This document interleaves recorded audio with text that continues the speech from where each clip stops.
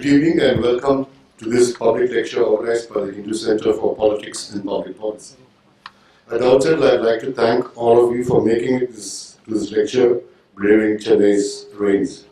With your continued support from such a discerning and informed audience, the Hindu Center for Politics and Public Policy, the division of Kasturi & Sons Limited, publishers of the Hindu and Group publications, is today organizing its 23rd event. Its aim is to promote research, dialogue and discussion to enable the creation of informed public opinion on key issues facing India to safeguard, strengthen and nourish parliamentary democracy and pluralism, and to contribute to the nation's economic, social and political betterment. The Hindu Center has so far supported 24 short-term public policy scholars who submitted policy reports on areas such as parliamentary democracy, freedom of expression, content of school textbooks, financial inclusion, post office banking, and rural connectivity, to mention a few. All our reports are available online. The Center's previous 22 events included a roundtable discussion on Telangana state, another on civility and politics, and one on public policy and the child in Tamil Nadu. Public discussions were also held on various issues such as violence against women, pre-election opinion polls, gender-based violence, sedition and free speech in India, Sri Lankan refugees in India, and so on. The Hindu Center has also organized a series of 3 lectures on climate change delivered by Jairam Ramesh, former Union Minister and Senior Visiting Fellow at the Hindu Center, and Alan Rusbridger, former Editor-in-Chief, The Guardian, UK.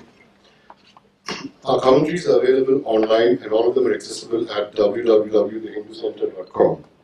Earlier this year, the Hindu Center's first annual lecture on Will India's Script and Uninterrupted Growth Story was delivered on March 13th by P. Chidambaram, former Union Minister. It is now my honor to introduce to you the moderator and the speaker for this event. First, the moderator for this evening's public interaction is Raghavan Srinivasan.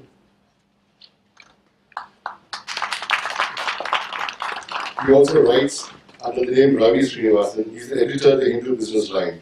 Srinivasan is a senior business journalist and columnist who has been reporting, analyzing and interpreting the Indian growth story since the inception of economic reforms in India. Even prior to the start of reforms, he was one of the pioneers of corporate journalism in India, bringing first-hand experience and insight to reporting on Indian businesses since he switched to journalism after nearly a decade-long stint in marketing at major corporates. An investigative journalist of repute, he was also responsible for breaking major stories such as the Harshad Mehta stock scam, the return of Coke to India, the collapse of UTI, among others. Currently the editor of the Hindu Business Line, he has in the past led editions and held senior positions in major newspapers around the country, including the Times of India, Indian Express, Hindustan Times, Mail Today, Financial Express, and Business Standard. It is also my honor to introduce to you the speaker for this evening, Dr. Arvind Subramanian.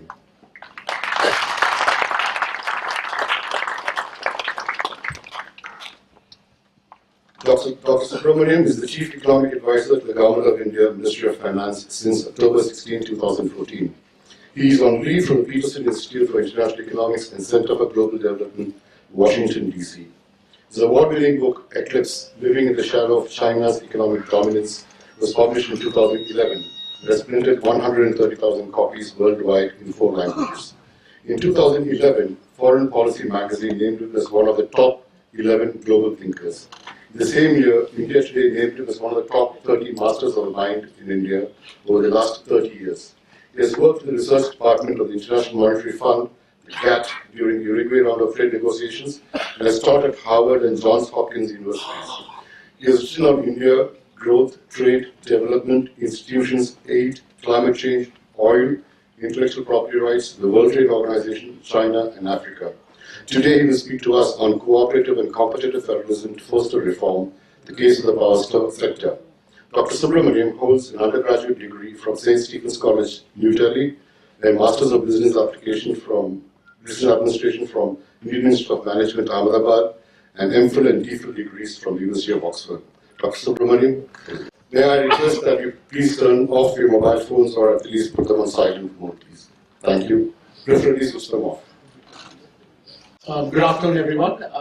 Let me also join the Hindu Center in thanking all of you for coming here on this somewhat formidable afternoon with, I think the rain gods are being good to Chennai, but maybe not so good for the event. But I'm glad to see a nice audience here, and I'm delighted to be here. I once made a remark, I think, to you some time ago that if you live in Delhi and you live in Washington, I think, and I'm not trying to be at all in any way kind of want to play down one or play up another city, but the sense that a vibrant life of the mind. Delhi is very good at that in India, and my request always was that this should spread to other great cities in India like Chennai, and so for me it's particularly delightful to come here to the Hindu Center, which is in fact becoming such a vibrant center for discussions about public policy, about all kinds of issues which were just listed today. So it's really a pleasure to be here, because I do firmly believe that not just the quality of discussion and debate, but also diversity of opinion is terribly important for deliberative policy making in a country like India, in a democratic system like India. So I think it's wonderful to be here. When I was told that the venue is the Music Academy, I was delighted, but also a little bit embarrassed. To think that maybe not quite this stage, but certainly the hallowed stage downstairs has been the place from where the dulcet, divine sounds of M.S. Subbulakshmi and of course my own Carnatic music favorite M.D. Ramanathan have issued from these hallowed kind of scenes, and therefore I feel like a absolutely inferior interloper to succeed them in speaking from this stage. When I thought about speaking here and thought what should I speak on today, obviously I know that all of you want to talk about demonetization and GST, and at some stage in the Q&A we could come to that, if only if you want to. I'm not insisting that you should, but we can come to that. But I thought I'd speak on something a little bit more general, but also a little bit more sector specific, a sector that all of you probably know quite well. I wanted to in fact speak on this topic of cooperative and competitive federalism. I mean, why did I choose this topic? Apart from the fact that, of course, I do think that in some ways India's future lies in what I call the virulent spread of competitive and cooperative federalism, which I'm going to explain to you in just a moment. But I think, for me, this topic has acquired salience because of the GST, the Goods and Services Tax. Because, we're going to talk about all the, the pluses and the challenges that we face with the GST. But I think one thing, or two things about the GST which are absolutely, I think, noteworthy and remarkable, which is what I'm going to build on in talking about cooperative and competitive federalism. First, I think as a feat of cooperative federalism, just to get this consensus amongst so many states, so many union territories, so many parties, straddling ideological opinions, straddling intellectual authors as it were across time. Idea actually was originally mooted by Dr. Chalaya, who set up many great institutions here in Chennai as well. Dr. Chalaya, Vijay Kelkar, and several others have contributed to this. So it's really a tribute to not just India's diversity and all of that, but also cooperative federalism in the sense that many parties came together, many states dropped their divergences, and for a larger cause. And just think of it, it's not just that, but so many tax systems across the states, so many technologies which are so different across the state. Interests are very different. If you sit in these GST council meetings, you're stunned by how much diversity there is in India. Some state is only concerned about, what the tariff on agarbatti should be. That's kind of obsession number one. And for another state, it could be walnuts. And you have to deal with the grubby business of politics. And to make this happen in a country like India, I think is an astonishing feat. And I'm going to speak about cooperative federalism.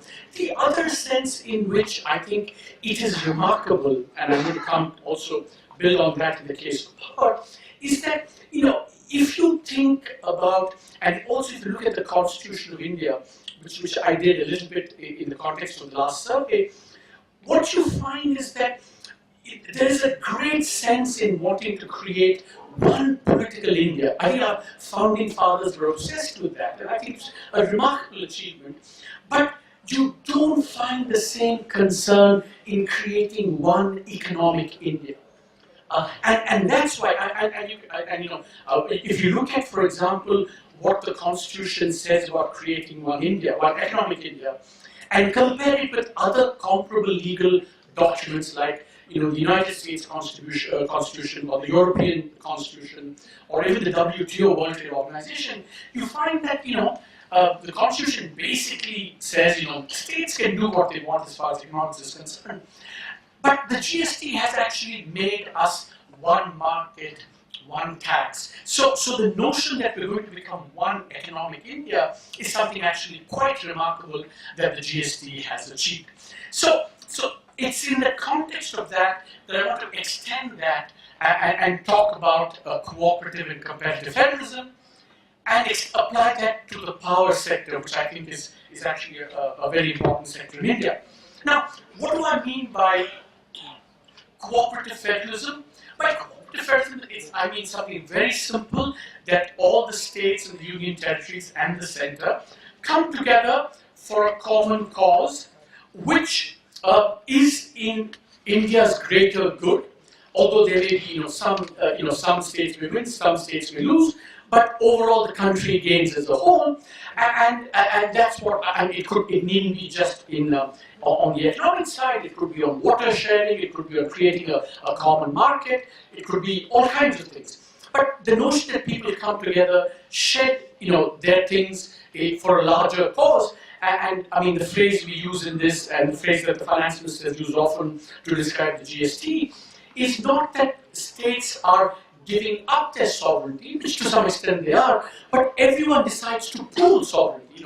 You give up some, but in return others also give up some, and in the process you end up becoming better as the sum of parts as you were than you were individually. So that's cooperative federalism. But then there's also competitive federalism. By competitive federalism, what I mean is that if one state does well on something, it acts as both a model and a magnet, spurring other states to do the same thing as well. So, a classic example, the nano car, many years ago, West Bengal was going to get it, but all the things that happened. And in the old India, that project would probably have died. I mean, of course, I don't get to the virtues of the nano car as a piece of technology or marketing, leave it aside. But when that happened, so many other states came forth and said, we will, make it very attractive for the Tatas to come and relocate. And finally, of course, Gujarat ended up getting that.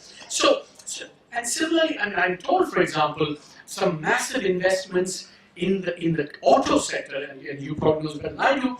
Tamil Nadu lost because, for example, it couldn't provide relatively cheap and uninterrupted power. I think that was the case some 5-6 years ago. So the notion that states then compete with each other to attract investment, to pursue good policies, I think that's competitive federalism, and I think it's one of the remarkable features about India that we have this dynamic going within the country, that there is more and more pressure on different states to perform, and thereby attract investment, create jobs, create growth.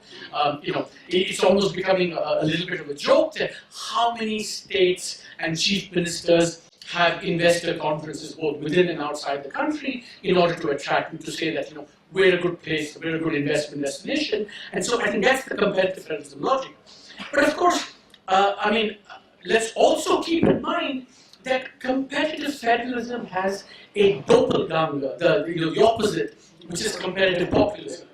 If there is a positive competitive federalism dynamic, states doing good things in order to attract investment, there's also the flip side, states doing, for example, the loan waiver. There's been a kind of competitive thing to one state says we grant the loan waiver, others say, well, it seems to be very politically popular, we will emulate that as well. The best example, of course, is giving away free power in India, which I think has been something that's been a kind of object of competitive populism, and so we have that other side as well. So how do we harness both cooperative and competitive federalism while kind of keeping in bay competitive populism is what I want to spend some time on today in the context of the power sector. Now, while I think in Tamil Nadu, I think the power sector has particular resonance. I think the Tamil Nadu State Electricity Board in the old days, depending on who you were, you thought of it as not quite within India. I think it's one of the better run electricity boards in the country. But even then, I think there were all kinds of challenges that the electricity board faced, and I think that. It's a very, very important sector in India, and I want to spell out what the challenges there are, and what the analogy is with GST and the role for competitive and cooperative federalism. Now, fact number one, which I wasn't aware of until we started working on this, to me it is a travesty, absolute travesty, that we do not have one market in power in India. To me, we are, as far as the power sector is concerned, we are completely balkanized. 29 states, basically 29 countries running the power sector, and I'm exaggerating a little bit, but we are not one India. So the analogy of the GST is that just as we created one tax economic India, can we create one market for power in India? And the way we fragment, of course, I mean, just to give you one example, is that every state in India imposes a charge if, say, a factory in Tamil Nadu is not getting or is getting very expensive power from the DISCOM, the Tamil Nadu DISCOM, if it wants to buy power from the power exchange, which is really kind of interstate trade, it faces a huge, that company will face a huge charge on that. And if you look at some of these charges, it's like sometimes more than 100% of the tariff itself. So I'm a trade economist. I look at it from a kind of trade perspective. Basically, this is what this is just rampant protectionism to protect something, domestic policies. Now, what is this protecting? It's interesting. What it's protecting basically partly is the inefficiency of the DISCOMs in every state, because recall that if I can, if say you are the DISCOM and I don't buy from you and I buy from another state, you will start losing your business, your financial viability will be undermined, and basically there will be a lot of stress put on you. So to prevent that stress, I think every state imposes these what they call cross-subsidy surcharges, but basically think of it as a protectionist action by every state to preserve its own. The other thing, what it's sustaining also is the following, that in every state, basically what you have is, states do want to legitimately protect poorer sections from high costs of power, and I think that's a very legitimate objective. So I'm not at all of the view that everyone should pay a market price for power. I do think poorer sections need to be protected, and I'm going to come back to how we might do it better than we do. But what every state does, of course, is that it does that. It tries to protect, but then you're not going to be financially viable. So you have higher tariffs on other users like industry and commercial users. Then, of course, what happens is that because of that cross-subsidy, in order to retain viable, your tariffs on industrial users become so high as to make industry less competitive than it ought to be. And that's the sense in which this whole system also undermines Make in India, undermines manufacturing, and so we have here a system really of protectionism, balkanized economic India, in order to sustain what are actually not so good, not desirable policies at the level of every state. So if you think, so my segue from the GST into power really is that how can we create one market in India for power? I mean, we'd say we're one nation, but we're not one nation as far as electricity is concerned. And for a trade economist like me, it's an absolute travesty, and we need to fix that. So if you have that vision of a one power India, then the role for cooperative federalism and competitive federalism follow, I think, quite naturally. But before I get to that, I just want to give you a sense now, a little bit of the state of the power sector in India. I think the power sector faces about, many, I think first of all I want to note that we made great progress in the last few years on actually providing more power to people, to poorer people. Even in the last 2 years, the number of households electrified has gone up. The quality of our power supply, according to World Bank rankings, has improved tremendously. The generation and transmission capacity have increased enormously. So we've made great strides on the physical side, and in some sense, I think what needs to catch up is the financial side. And let me tell you what the challenges are. There are, I think, 3 or 4 big challenges in the power sector in India today. The first I spoke about, the fact that we're not one market in power, and that therefore choice is restricted for many agents. It's not just choice for industrial users, it's choice for consumers, it's also choice for the discoms themselves. They are now stuck in kind of long-term contracts, which they kind of regret now. So there's a lot of impediments to choice all over the landscape in the power sector. So that's one problem. The second problem, which of course maybe all of you know about, is that we have on the generation side these, in large part, a legacy of the boom of the 2000s. We have a lot of stranded capacity in power, especially in thermal power, and Credit Suisse estimates that about 2.4 lakh crores of debt owed by these companies is under stress. In fact, if you think of the NPA problem in India, the sector which is probably the most implicated is the power sector. Because, 30, 40, 50,000 megawatts of capacity is stranded. And if you look at actually plant load factors in India in the power sector, at least in the private sector, it's barely above 55 to 60%. And if you think about it, we need to be in the 75 to 80% range for power generation to become viable. So on the generation side, you have this legacy of lots of capacity being built which is not being used, and then boom, there's now the challenge of renewables. Essentially, the price of renewables, solar and wind, is coming down day by day. It's plummeting precipitously. So what is happening is that the renewable sector is becoming much cheaper, and this is actually putting pressure on thermal plants. Part of the reduction we see, why we see plant load factors in thermal coming down, is because people are using renewables, which are much more competitive, by and large, and I'll come to that later, but renewables are becoming more competitive. The government is actually fostering the use of, promoting the use of renewables. So we're kind of stuck in this situation where all this capacity that we built was excess to some extent because of the optimism of the 2000s. And then along with that comes this challenge from the renewable sector. So the power generation's financial viability is kind of under question. And how we're going to get out of it is also how, related to the problem of the NPAs and the recapitalization that the government recently announced. So that's on the generation side. There's also what I spoke about on this fact that you don't have choice, you don't have one market. That's about the structure, the way in which the whole power sector is organized, lots of restrictions all over the place.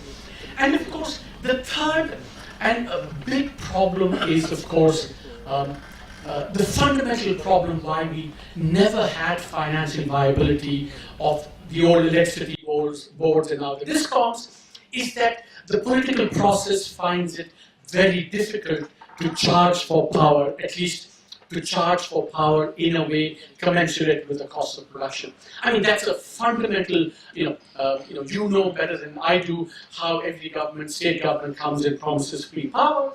And of course, the problem of the discoms we've experienced recently is an age-old story. It's not the first time it's happened several times before, and we keep coming back. And the heart of it is that we find it very difficult to charge for power. Now, so these are challenges on the generation side, on the discom side, and on the market structure side.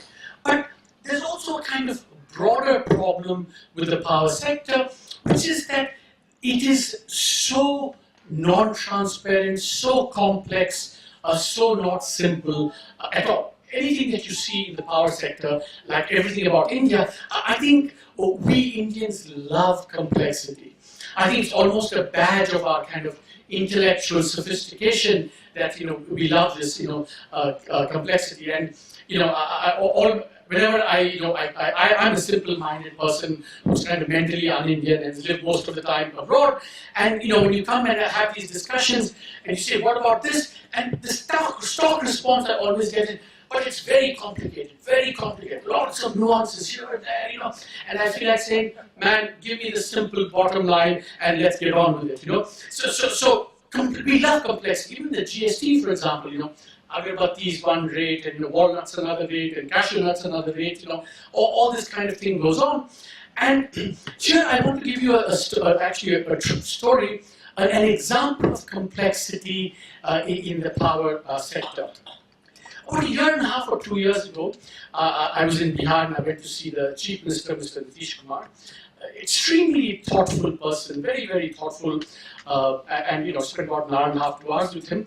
It was really wonderful, but when I went in, I had just done, we had just done this work for the economic circuit on the power sector, and I said,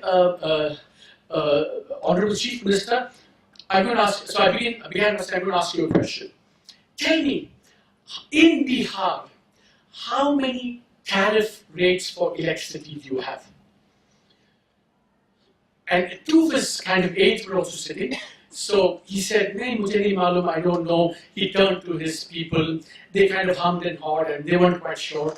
And then he rang his power secretary right away and said, "Bataiye, hum kitne slabs hain hamare tariff rates ke?" And he was also kind of basically fudging and winging it as he went along.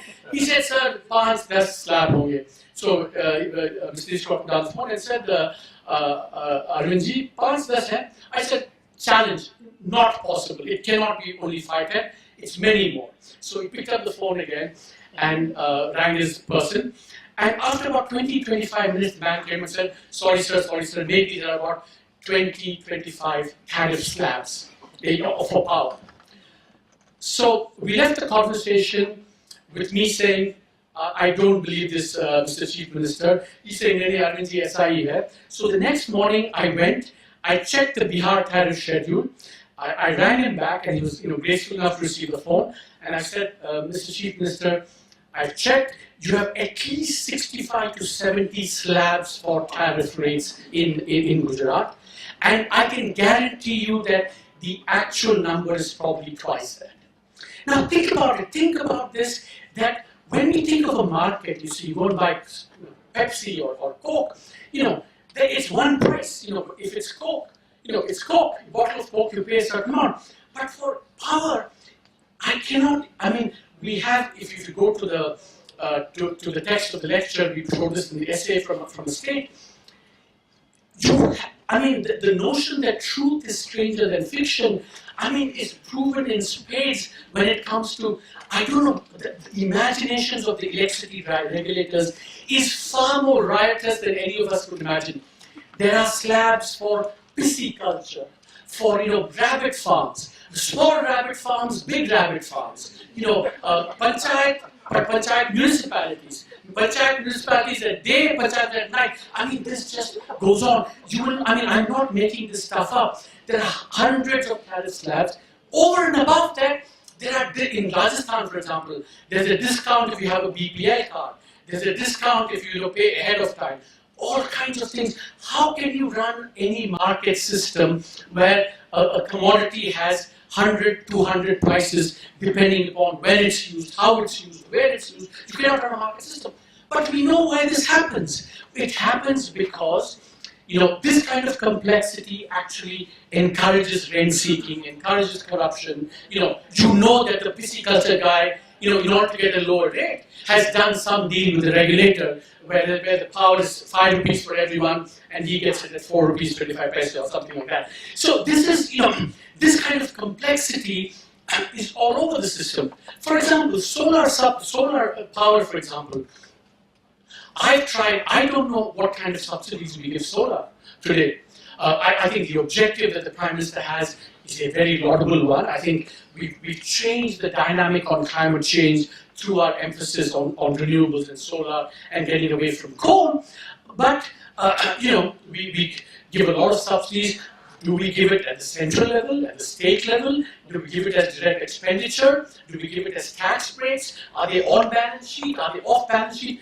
I really don't have a clue.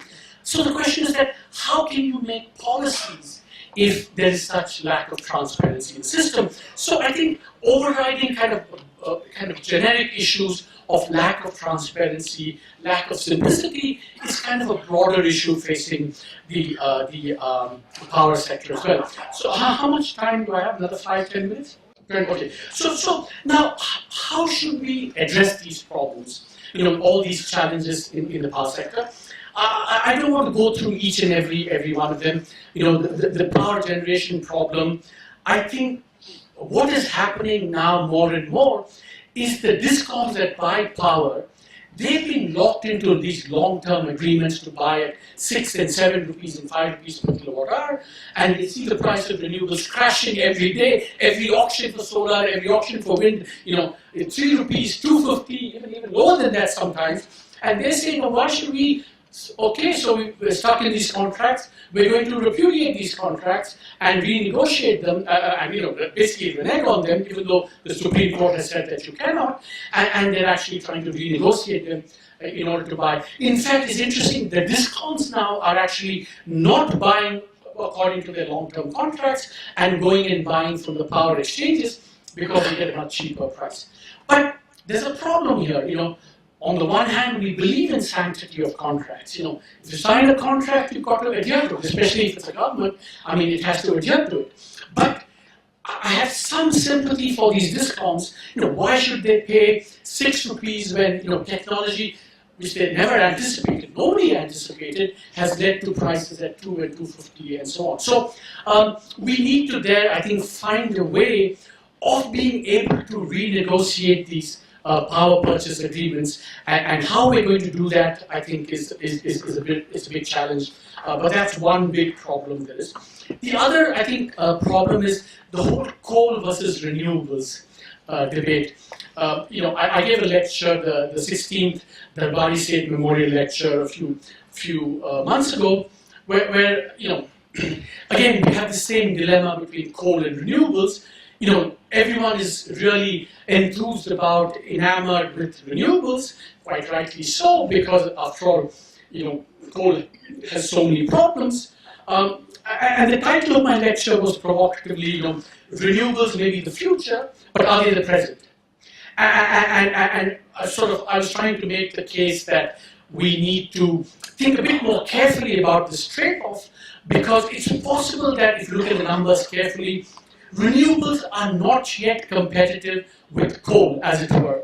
So, and also we've been providing a lot of subsidies for renewables. So the broad argument that I was making there is that, here's the funny thing, and this was what motivated that lecture as well. On the one hand, we give subsidies for renewables in order to promote their use. Because of that, actually, plant load factors, thermal use comes down. The government owns these via the public sector banks. When you have more NPAs, the banks are in trouble, and therefore the government has a double whammy. You give subsidies for the renewables, and you give money to pick up the tab for the reduced use of thermal that's been induced by the subsidies that you've given for renewables. So I think we need to think much more carefully about how we do the coal versus renewables thing in India. And my suggestion was basically, maybe we should think about, while we should continue to promote renewables, I think there may be a case for saying that let's subsidize it less until such time as we are convinced that renewables does become competitive with coal, and maybe that's the time to promote renewables and use greater renewables as well.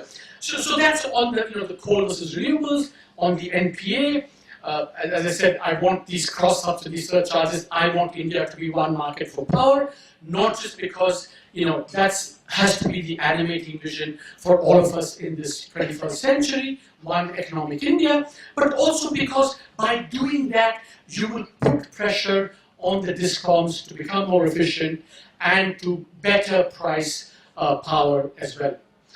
On the power, on the paying for power, I think it's a much more complicated problem. How do we get people to pay for power? One of the surprising things we did find, okay, actually this is one small insight I want to give about this problem of paying for power. Think about the telecommunications revolution in India, 20 years ago. We remember how everyone was on a waiting list to get these phones because it was a public sector monopoly, and things were very difficult, right? But essentially what happened was technology. Now, technology came in and helped in two distinct ways. The first obvious way is that it reduced costs. So, much more easy for everyone to have access to it. But technology did one more very important thing in the case of telecommunications. It created or allowed for a mechanism of delivery of telecommunication services that did not require, public sector monopolies. It did not require landlines. So anything that had big fixed costs and required kind of centralization and monopolization, technology basically did away with that. Now, roll forward 20 years, what is happening in power is actually something, while the reduced cost of technology for renewables is creating problems for our thermal thing, in some ways it's actually a development to be celebrated, because basically what it's saying is that in the long run, the cost of power is going to come down enormously. That means that we can make it more possible for more people to pay for power. After all, if you only have to pay 2 rupees to make the sector viable, it's going to be much easier politically than asking people to pay 4 rupees per kilowatt hour, for example. So there's a great opportunity here created by technology in renewables.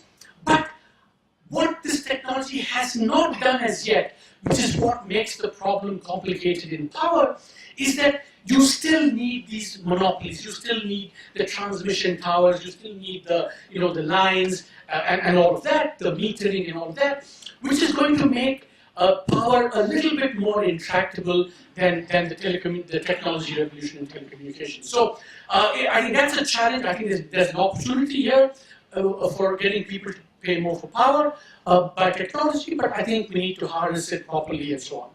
Now, I want to end by going back to the theme of cooperative and competitive federalism and power. See, the question is, okay, what role or business does the center have in power? Many decisions on power, tariffs, regulations, etc., are determined by the states. So this is not like GST where, the center had taxes, the state had taxes, they all came together. Center levies no tariffs on power. It's all done by the state. So what is the role, what is the case for cooperative federalism and for the center taking a kind of lead role, as it were? Power is on the concurrent list, everything is done by the states, so the states can turn around and say, what business do you have to be in an actor or a player in this sector? And my answer to that is actually twofold. Why I think the center has an absolutely very important stake and the ability to do that. And that's what I want to end with and give you some examples. What is the stake?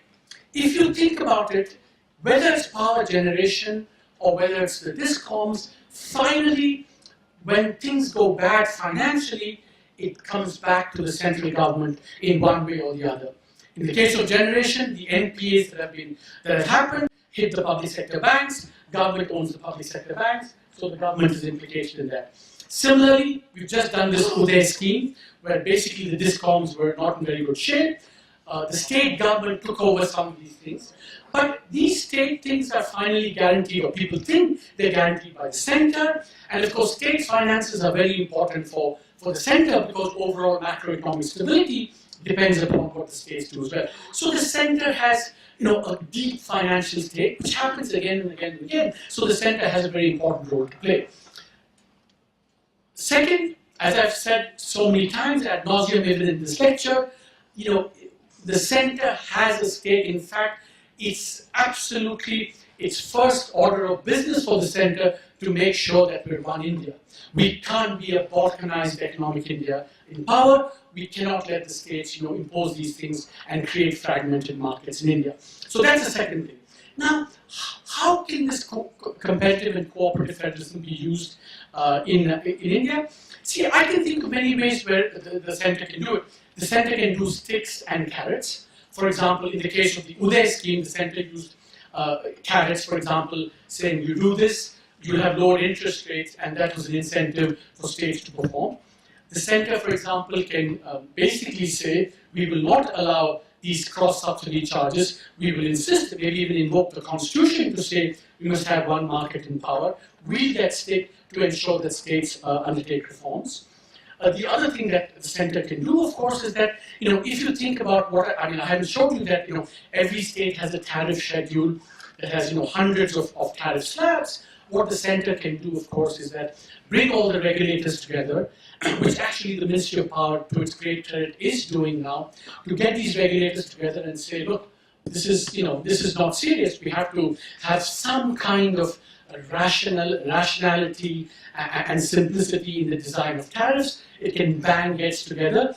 It can provide capacity to the. If you look at the quality of regulation in the state regulators, it's very variable. I think that if we had, if we beefed up our quality and had better regulators who kind of took their technical job much more seriously, there's so much that can be done in order to make these things much better.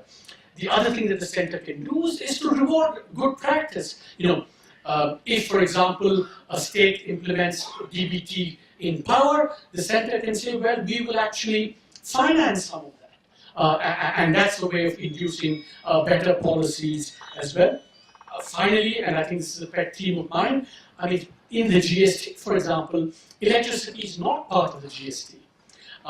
And that what it does, of course, if electricity is not part of the GST, taxes get embedded, electricity taxes get embedded, and the cost of power in India, and therefore the cost of manufacturing, the competitiveness of India suffers. So, you bring all these people together and say, look, let's get electricity into the GST, it's in our larger good. Maybe some states will lose, maybe the center can compensate you as it is doing under the GST.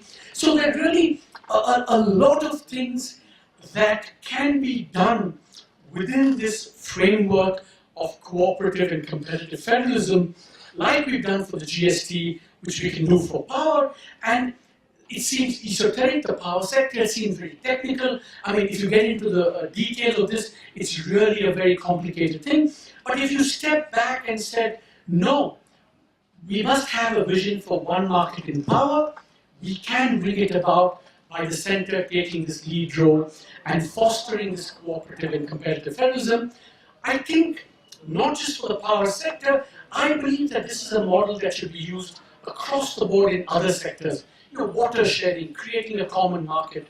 Because India is getting more and more decentralized. That's a fact. It's something that we should possibly also celebrate.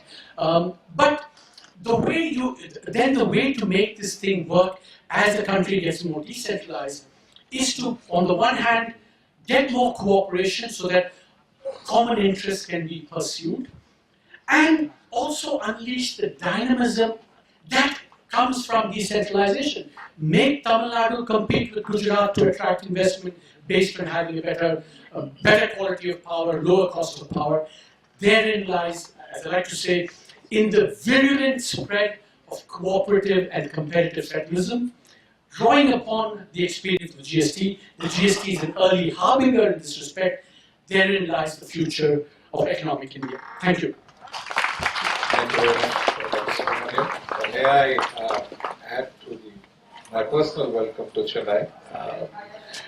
It's also actually a good day to be in Chennai and not in Delhi. My wife lives in Delhi and she was telling me that the haze is so bad that visibility is down to about 10 or 15 meters and it's difficult to breathe inside the house even with the doors and windows shut. Anyhow, so Chennai has some plus points even if it rains a bit now. And before I sort of, take the discussion to the floor, I just thought that maybe we could discuss a couple of, points that you touched upon in your speech, and maybe elaborate on it with specific reference to the power sector, which you focused on. If you look at the genesis of the problem, would you say that there has also been actually a sort of long-term failure of policy, should I say, in really addressing the right problem? Because historically, and even today, I think the policy weight is towards, basically solving the power generation side issue. It's seen as a capacity problem and not as a market problem. Yeah, I think that, I think it may have been true at a certain point in time, but after all, we have focused a lot on the discom and the retail side as well. We did have, in fact, the Central Electricity Act of 2004, very much the first NDA government under Suresh Prabhu, when he was a power minister, very much had this focus of open access, which is basically about creating competition in the entire space altogether. And second, also, recently with the whole Uday bond scheme, the Ujjwala scheme, Uday scheme, recognizing that the state of the discoms is pretty powerless. We have to do something about it. So while there is still emphasis on, I think, for good political reasons, you want everyone in India to have access. As I say to my carbon imperialist friends overseas who say, oh, you should not use coal, you should do renewables, I say every Indian must have uninterrupted access to 24/7 power, must be hooked to the grid. The cheapest way of doing that is, so I think that the quantity side is still important, but I think more and more awareness that it's not just about pushing quantities and pushing this generation and so on, but also the financial viability, market structure, getting people to pay for power. I think it's becoming part of the discussion now more and more. Isn't the problem also, if I may term it, fundamental dishonesty in government? Basically, they do not want to recognize subsidies as subsidies, and two, they don't want to pay for it, but want to derive the benefits. I mean, one of the root factors for this incredibly complex set of tariffs that we have in the power sector is that they're trying to hide all kinds of little subsidies as not subsidies. Yeah, no, I think absolutely. I think there is something about the political process that lends itself to this, and I think we have to act on it on many fronts. I think, the whole bid for transparency, get transparency into the system, show this what they call the Dracula effect, bring sunshine into this is very important. But yes, the truth is that, complexity, non-transparency, I think, is another way of trying to hide this. But then you have to ask, because remember, it's not costless. I mean, they do pay the cost. I mean, industry, leaves, for example. As a result, investment suffers, growth suffers. But somehow that doesn't translate into the political calculus as much as it ought to. And that's kind of one of the frustrations of democratic politics, that in many cases such things don't kind of seem to matter enough for change to happen. And so, so all of us have to just keep banging away. I hope the Hindu Center will also do this. Yes, definitely. Also, I mean, you talked about, democratic politics, and GST is a good example of, essentially a democratic process of tariff setting. But I wonder whether also, whether true democracies that work in this GST process, or that people simply, at the end of the day, because they have to achieve consensus now that the constitution has been amended, is to give in to the loudest bargainer. Yeah, no, not really. I'm actually, I've sat through these GST council meetings, many of them, almost all of them, and I am actually I've been actually thoroughly impressed with the process. Look, democratic politics will always have its grubby side, right? I mean, that's inherent. I mean, show me a system that doesn't have grubby politics and it's not a democracy. That's just a part of that. But if you put that aside and see, how this thing operates by consensus, how people are, rise above their own state interests, the quality of discussion, I mean, the quality of the ministers, some of the ministers, is really outstanding. And of course, the finance minister does amazing job of, keeping, because think of this, not one decision in the GST has not been arrived without consensus. So I think that's quite an achievement of kind of democratic decision making. But it's true. I mean, I spoke about one grubby side. I think the other thing was that once the center promised this 14% compensation to the states, I mean, the incentives did change, the dynamic did change to some extent, which of course is something that we were aware of. But in order to get that consensus, it was felt that it was a kind of a cost worth paying. And look, to some extent, what it's done, of course, is to now states, the fact that they get this 14% compensation, they now have an incentive to bring rates down, right? Now, in itself is not a bad thing. I mean, you do want lower rates, but the problem is that if it could happen in a more structured and rational manner, rather than a haphazard manner, I think that would be great. I mean, if, for example, we just had, 2 rates or whatever it is, a more simpler structure of rates, then that kind of, bringing down rates, it might not be such a bad thing. Because it's a combination of complexity and the kind of slightly arbitrary nature induced by these incentives we've created that I think, needs to be tweaked a little bit going forward. And if you look at the initial experience post-introduction of GST, for instance, the efficiency gains, the tax efficiency gains, the transaction cost gains, don't appear to be really getting passed along. It's one of the reasons for widespread sort of public resentment is that everybody has felt actually an increase rather than a decrease. What is the solution to this? See, look, first of all, there's so much, I think one has to distinguish between the perception and the reality. So I'm not saying perception is not important. I think maybe in politics it's all perception. But I think one has to be careful about, see, remember that it was always going to be a difficult communication problem, because, just to give you an example, the excise tax never featured in the bill that the consumer was paying, but the tax was embedded in the bill. But now, so in the old days, the consumer saw bill 14 and 12.5% VAT, and he thought it was 12.5%. But he didn't see that the price itself was inflated because of the excise tax. Now you see, 9 and 9, 18, so 18 is greater than 14.5, and you think things have gone up. So that's at the perception level.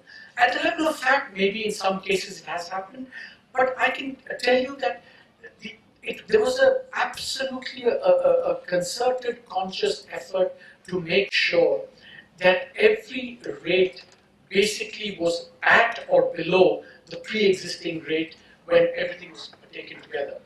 To some extent, maybe it hasn't completely panned out as we'd envisaged, but I think we're making, remember also that this is such an enormous exercise. I mean, the complexity was mind-boggling. It's just mind-boggling.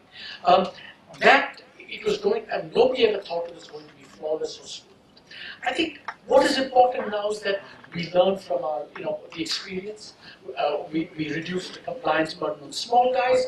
We bring down taxes, which I think is happening, will continue to happen. And I think once the system stabilizes over the next few months, I am confident that we will get huge compliance benefits from this. I think even my early reading of the evidence is that there are many, many more new taxpayers in the GST than there ever were under VAT, service tax, and excise put together. So we are seeing those compliance, but the system will take some change. We're trying to make it easier the forms are a bit complicated, the filing is a bit, maybe difficult. I think all of these are being ironed out, and over 6 to 9 months, I think over the next few months, I think things will stabilize. GST in fact is the success story of cooperative federalism. But that also has to a certain extent taken away an element of ability to compete on part of states. Because so far, most of the competition was basically based on taxes and tariffs, right? And that is now no longer possible. You have a unified national tariff for a particular type of activity or product. So how do states, compete, and how does it fit into the sort of federal structure that we have? What is the form that this competition will take? So that's actually a terrific question. It's a very, very good, very, something that, for example, many states, including Gujarat, for example, would give what's called VAT concessions and so on. Now, and to some extent, in this case, you're right that cooperative federalism has come to some extent at the expense of competitive federalism. So how should we think about that? I think the way to think about this is the following. I think that, in advanced countries, for example, right, when you have these kinds of structures, you fear this race to the bottom, right? So in a sense, what you want states to compete on the basis of other things than tax rates. And that's not a bad thing. I mean, you want states to say, it's okay, I can't give you a lower tax. Because remember, that tax competition in some ways may be good for a state, but we know in the aggregate it's not good for the country because it's a zero-sum game. So that taking away of cooperative federalism is not such a bad thing, provided it induces states to compete on things that are not zero-sum games. Better power, cheaper power, ease of doing business. So I think it transfers the burden on the competitive federalism to, I think, more desirable ways of competing than these zero-sum tax schemes. In fact, even if you take the example of the power sector on which you dwelt on at length, this sort of interstate competition, if you will, has also been essentially driven by the fact that the state has sort of near monopoly control over the distribution side of the business. So you give access, you don't give access, you give preferred supply, you guarantee uninterrupted power, and everybody else has the blackout. So these are elements which are all part of an imperfect market. Yeah, but that's why this, if you have one market in power, let's be able to do that. If you can't do it, you can buy from some other state. That's why for me, expanding choice and competition, and in this case, it is not about privatization or not about privatizing. It's about increasing choice and competition and creating money.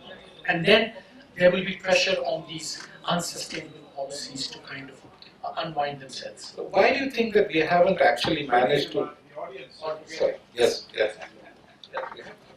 Okay, very engrossing questions, discussion. So I beg your pardon. Yes, let me,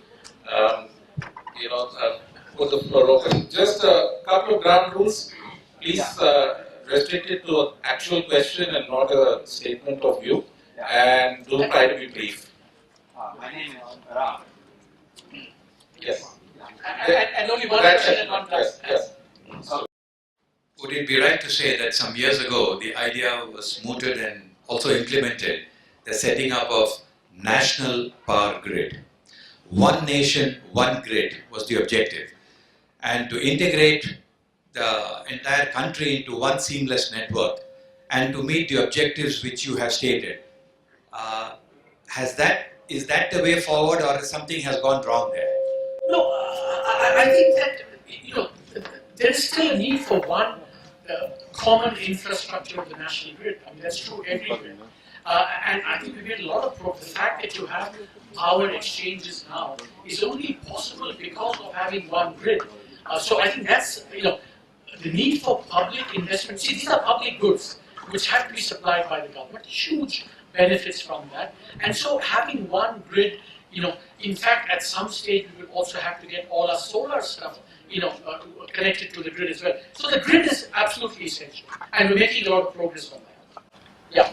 Yes. That gentleman out there, please, at the back. So I can speak without mic. That worries me a little bit. Yeah. May I also request you to identify yourself? It will be nice for the speaker to know who he is talking to. I'm addressing articulating the mic because it's being recorded. Sir, I'm a common man. I have 3 questions. No, only one. In 1 minute, I'll give all questions. Trump has, in Benami, invested in some hundreds of companies in North India. You say make it Swadeshi, but why you are bringing 100,000 foreign investors here? In Coimbatore, they tried digital class, and it was an utter failure. Thank you. The good thing is that I don't have to respond to that question. Can I ask you a question? I don't need a mic. Yeah. I don't know. He's taking a mic because it's being recorded. I was the first to raise my hand. Good evening. Thanks for the enlightening talk. My name is Vignesh. I have a background in renewables and I have read a lot of your critique pieces. I agree to a large extent, but there are points of disagreement. That apart, I specifically want to focus on the topic of power reform. There's been multiple acts and the amendment since the Electricity Act of 2003 to not only look at the utility point of view, but to also give the end consumer the choice, which to date it's been more than a decade and a half, and I think it's not moved for various reasons, partly political, partly structural. The question is, there's been enormous political will to move the GST, and the reason it's connected to the GST is connected to the question is, if you cannot compete on taxes, because taxes are a way to redistribute in some ways productivity between different sectors in a state, you have to compete on productivity, and power plays a big role in productivity.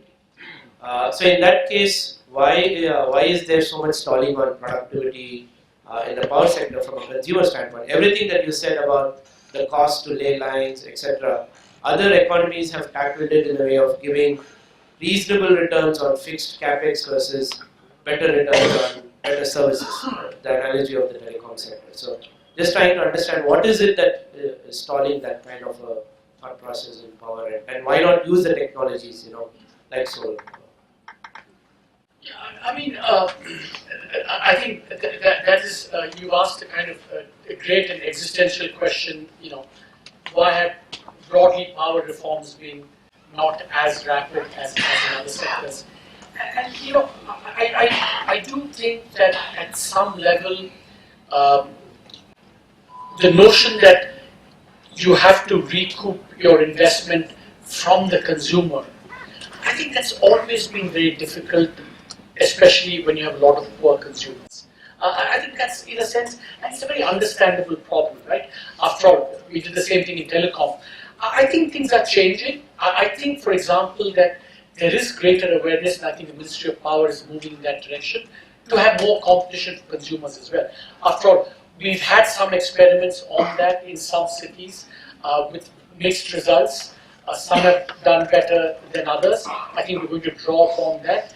And I think, if we can get more competition on the consumer side, but then back it up with some of the other things that I said, plus technology making this cheaper, I mean, then you have to get into the metering, all these complications arise. I don't have a great answer or even a very good answer to your question, because it's something that clearly needs a lot more work. And whether the political system is now up to that or not. And of course, a derivative question of yours, which is very good, is that why have we been able to do this on GST but not on power? I think on the GST, I think maybe taxes are more salient. I think they're more important in some ways. I think that's why we got progress. But I think we're moving on power. I think that it's going to happen. If you look at just on the access side, India today and India 15, 20 years ago, for even the common man, it's night and day difference to use a kind of power metaphor. And so I think things are moving. I think it's a matter of time. But technology is really going to help come to our benefit. I think we should harness that, and I think we'll make a lot of progress, I think, in the years to come. So Ravi had a question here. You spoke of, you suggested rather, that power could be brought under GST at some time. Power is one of the big four now left out, the others being petroleum, liquor and real estate. The real test of cooperative federalism is going to come later when you try to bring these under GST. How much harder is that going to be? Actually, that's a good question. I think that, I'm actually very heartened by how much already there's pressure building up to bring some of these things in. I mean, for example, many of the transporters want, petroleum to be brought in. There's a huge cry to bring natural gas into this, which you've seen as well. And there's more and more pressure to bring land and real estate. I was involved in some of these land and real estate discussions on this. There are lots of governments, including Delhi, for example, and others, who want to push land and real estate in GST. So yes, you're right that bringing some of these will be another, I won't say the litmus test, another test for cooperative federalism, because we've made a lot of progress. And I think it will happen sooner rather than later. Later, of course, is going to be tricky because the constitutional amendment doesn't have that. So we'll have to change the constitution too. But the day that liquor comes in, I think we should all open a bottle of wine. My name is Rajendra Kumar. I am a chartered accountant. As an economist, how do you look at the concept of fiscal neutrality and the India GST? That's my question. Could you explain? Because I can interpret fiscal neutrality in many ways, but what precisely did you have in mind? Spurring of demand and supply having no connection with the rates of taxes. See, I was asked to write a report 2 years ago on one aspect of fiscal neutrality, which is how do you design a structure of rates that will guarantee that you get as much revenue afterwards as before. So that's fiscal neutrality as well. And I think that we are, pretty much on course. I think that what I had said in that report, which I think is going to be borne out to an even greater extent than I envisaged, is that my vision for this was that we should err on the side of having lower and simpler rates, because I felt that the GST would bring in a lot more taxpayers and would bring in better compliance. I think it is happening. So in fact, we are going to be, I think when the whole thing stabilizes, we will achieve fiscal neutrality with lower levels of taxes. And that would be a highly desirable outcome. And especially if some of the things that Mr. Ravi said, you bring in other taxes into the system, I think if we broaden the base, I think that will happen to an even greater extent. But I think on the revenue side, we're broadly fiscally neutral. Mr. Ram. With respect to distribution companies being confronted with these PPAs, the contracts, and given what you said about the Supreme Court, surely many of them were entangled with cronyism and corruption, these agreements. if they look unreasonable? Can't you get into that aspect and force those PPA holders, contract holders to exit without that kind of pressure? Investigating this, that could be one way, otherwise you're stuck. I think it's a tough question. See, I think that to some extent the bankruptcy process will have to deal with some of these issues. And to the extent that the power things come in, I think that we will have to, these things will become more transparent, and in some cases promoters will have to take a hit for bad decisions made. They will get written off and they'll have to take a hit, and they will have to lose control. So I think that process, under the IBC, some of that should happen. The trickier case involves, for which I don't have a good answer, is what if it's not a kind of bankruptcy type situation, but basically you have to have a kind of quasi-legitimate renegotiation, force majeure, something happens, input costs go up. What do you do in that situation? And I do think that, leaving aside, I think the cronyism complicates it a lot. But I think the broader issue is that, on the one hand, we believe in sanctity of contract. On the other hand, pragmatism dictates that how can you ignore, either force majeure or enormous changes in technology which have made these old contracts a little bit redundant. And I think we're going to have to navigate our way through that case by case, institution by institution. I'm Vishwanathan, editor, industry economist. Your advocacy of coal is a little paradoxical. You have been doing it forcefully, I don't say it is in India. But look at the paradox. Already, the plant load factor of most of the power stations are falling. Once used to buy for 70% plus.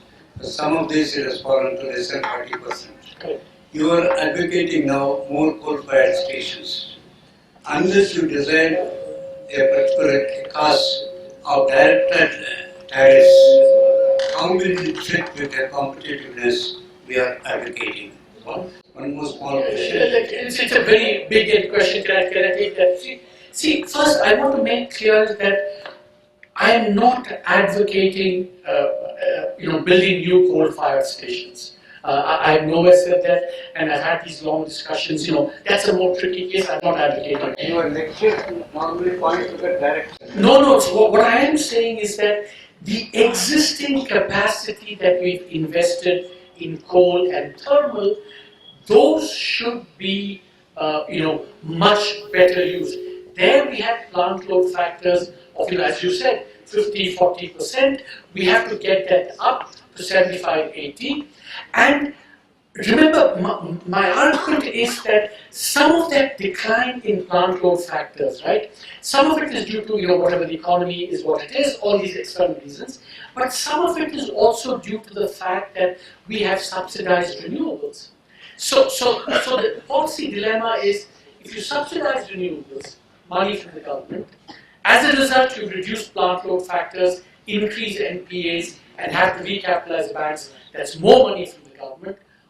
Does it make sense for the government to do this double whammy? That's the question. So, and I think, and my argument is that maybe we should subsidize this less until we get the most out of our existing thermal capacity. I think maybe we should. That begs the question, Arvind. Yeah. You have to look at it. On the one hand, you point to a competitive economy. Yeah. How can you direct a particular segment? See, we have the paradox here. Adani's came here with a big plant here for this thing. These are done on dubious means. The government agreed for 5 rupees 50 paise per unit. Now, because of surplus power, they are reneging on the contract. That 550 also involves lot of underhand meetings. Remember, see, what I'm saying, in fact, is completely consistent with the competitive economy, because in this case, my prescription is reduce the subsidies for renewables. That is, why should we, government intervene in that? In fact, so I want to make it more competitive with less subsidies. See, I am Rangarajan.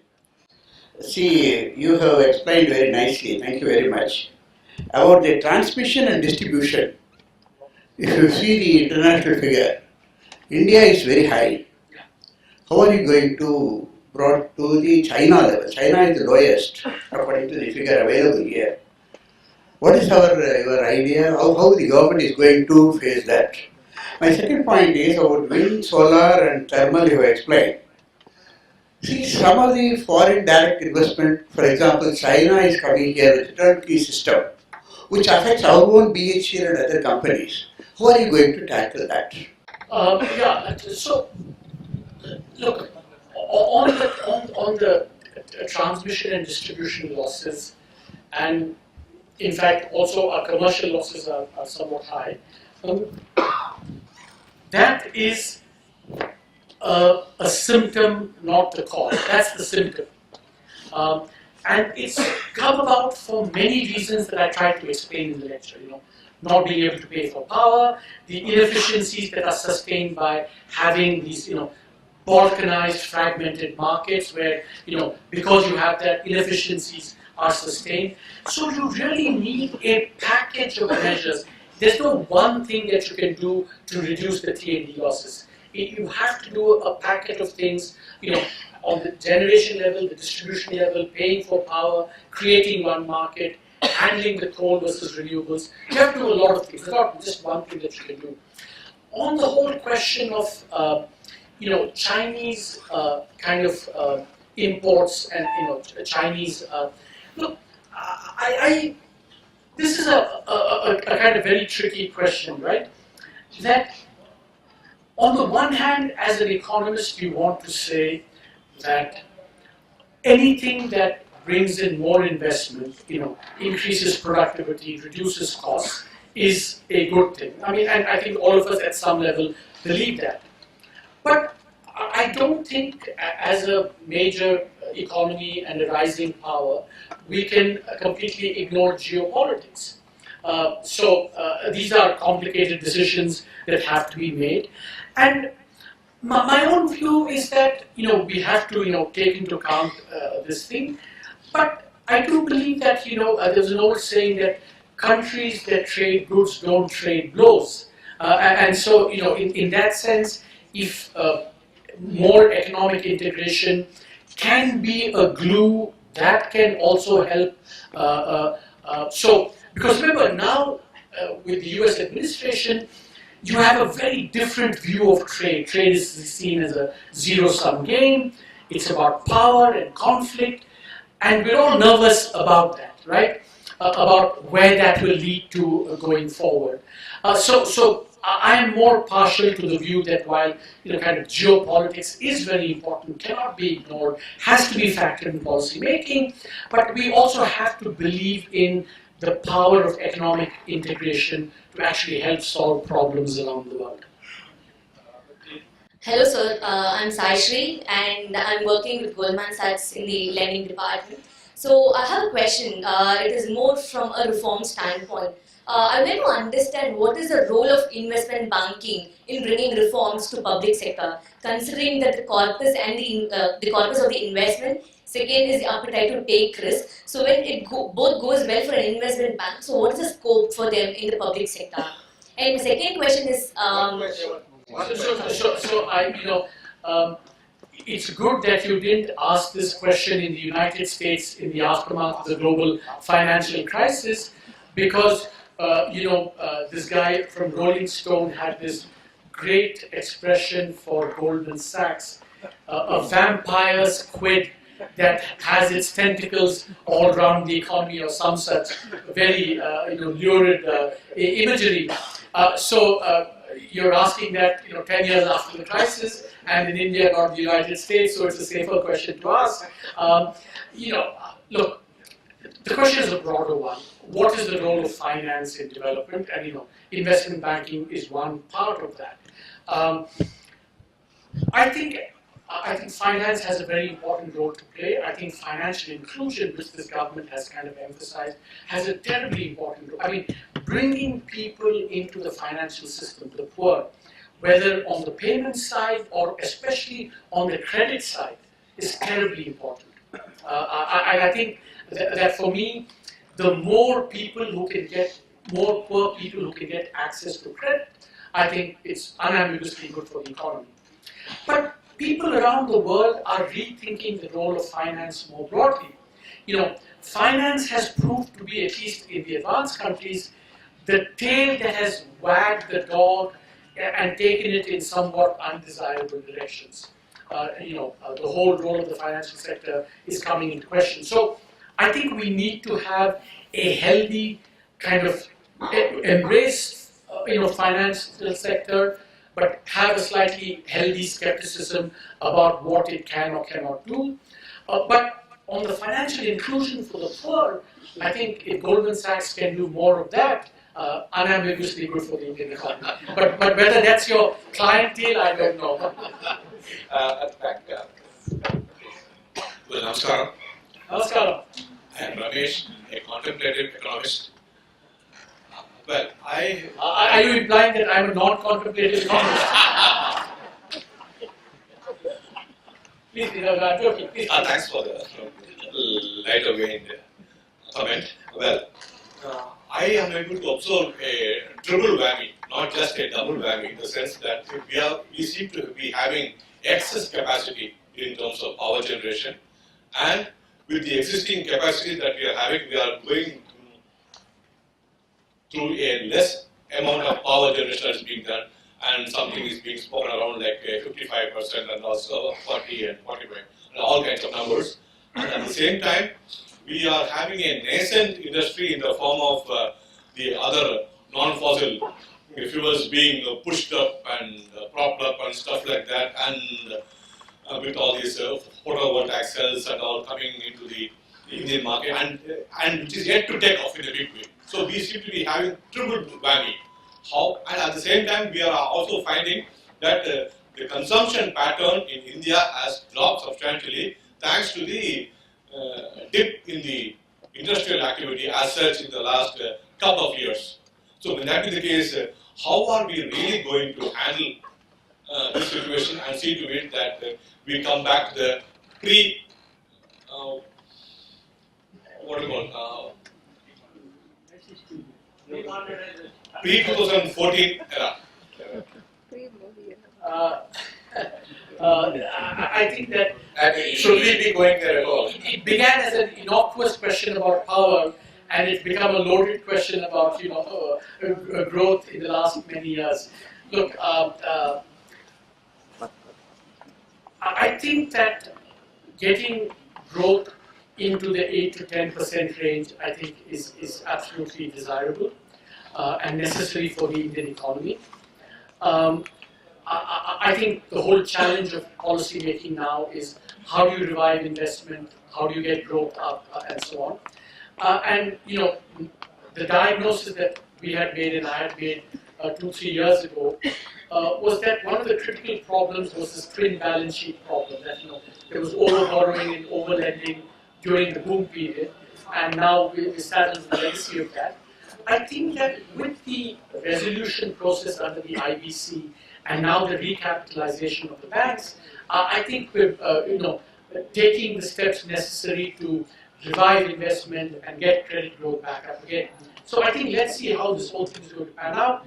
The world economy is picking up. Let's see whether the Indian economy can also, on the basis of these things, come back up again. So maybe 2 years from now, if the Hindu Center is kind enough to invite me, we can see whether what has happened by that time. I'll be here. Okay. Last question. I will remember you as the contemplative economist. Last question from Lokeshwar. Thank you. Yeah, I'd like to understand your experience with other countries with a federal structure. How have they gone about with their power distribution, power generation, and all that? Can we adapt some of that into India? See, honest answer is that I haven't studied. I thought you were going to ask whether you studied other countries in the GST, which I have to some extent. But I haven't studied closely, to be honest, how other federal structures have handled power. No, I haven't studied that, but it's a very good question. And I shall go back, actually I go back and try and get some examples of how they do that. The United States, I know to some extent, but not in great detail. But I do think they do have, a lot of, in a sense, competitive federalism because, California, for example, right, and many states, for example, California has like a commitment to 100% renewables by a certain point in time. And I think what that has created some very interesting things that, it's basically said, even if the federal government is going to pull out of Paris, we will still, try and contribute to global warming with our own things. So there's a lot of competitive federalism in the United States. And in some cases, what has happened, of course, is that the price of power has been negative as well. Because what happens is that when the sun is shining, you have too much power, and you can't handle it. So you have to give it away free, for example. So there are all these very interesting experiments going on. I don't know it as well as I should, but I think it's a very good question, and I should go and study it.